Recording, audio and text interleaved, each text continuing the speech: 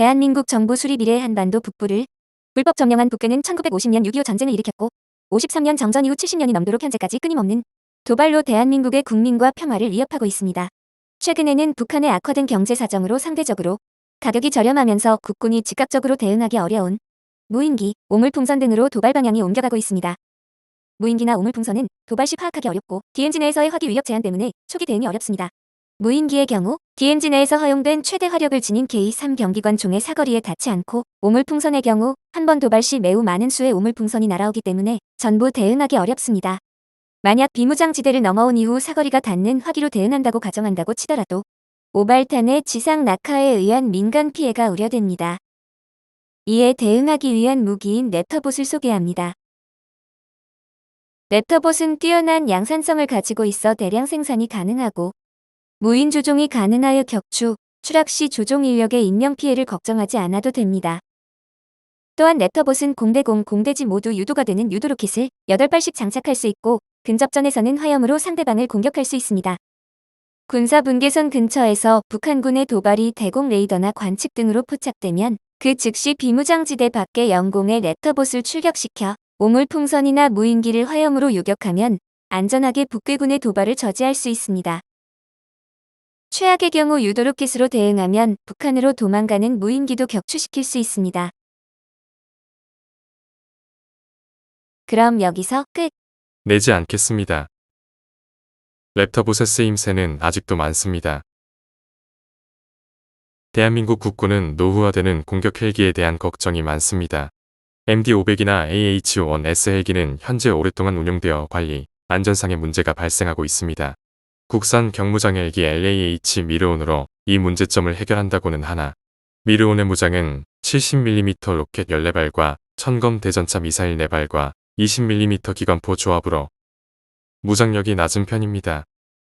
개조 시 코브라 헬기보다 더 많은 무장을 달 수 있다고 합니다만 개량형 미르온 개발에는 랩터봇 군단을 만드는 비용보다 훨씬 많은 비용이 들어가기 때문에 개량된 랩터봇 군단으로 군의 노후 공격 헬기들을 대체하는 것을 목표로 하겠습니다.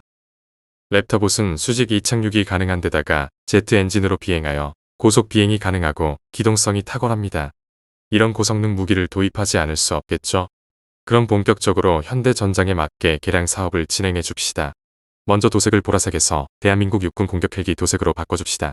이 도색은 아파치나 코브라, 미르온 헬기 등에 쓰이고 있답니다. 보기 좋군요.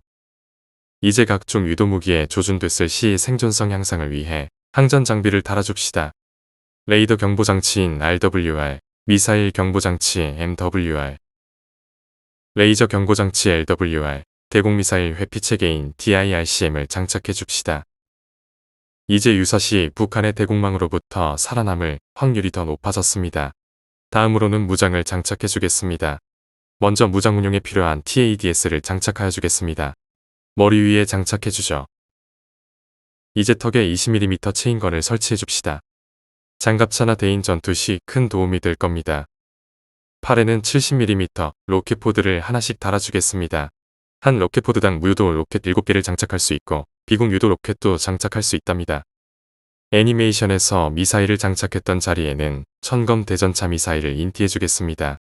천검은 발사 후 망각 모드가 있어 항공기의 생존성을 올려줍니다. 혹시 모를 북한 항공기와의 공중전에 대비하여 마리논 무장 헬기에 처음으로 장착된 신공의 공대공 버전도 장착해 주겠습니다. 장갑은 작중에서 트라이탄의 쉴드에 급강화를 해도 멀쩡히 날아다닐 정도의 모습을 보여줬기 때문에 손보지 않겠습니다. 여기에 금밀의 기술을 하나 더 적용하겠습니다. 최근 현대전에서는 드론의 역할이 부각되고 있습니다. 유인 항공기 한 대가 여러 대의 무인 항공기를 통제하는 멈티 기술이 이 추세에 맞춘 개념 중 하나입니다. 한국항공우주산업에서도 멈티 기술을 이용한 공격 헬기를 개발 중입니다. 랩터봇에도 이 기술을 적용하겠습니다. 물론 평범한 드론은 아닙니다.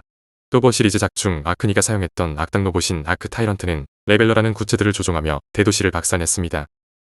이 레벨러라는 구체들은 엄청나게 빠르며 몇 번씩 부딪혀도 절대 부서지지 않는 엄청난 내구성을 가지고 있습니다. 만약 이 레벨러들을 개량형 랩터봇과 연동하면 대지 공격은 물론 날아오는 맨페즈 등의 대공 위협으로부터 안전하게 랩터봇을 지켜줄 겁니다.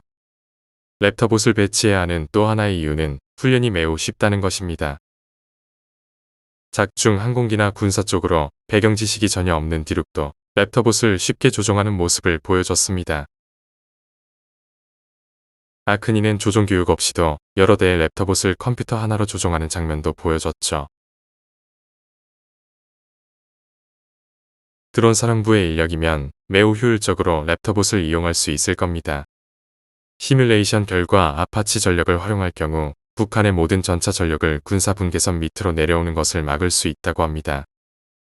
랩터봇 군단도 북한의 지상 전력으로부터 우리나라를 방어하는 데 조그마한 도움이 되겠죠.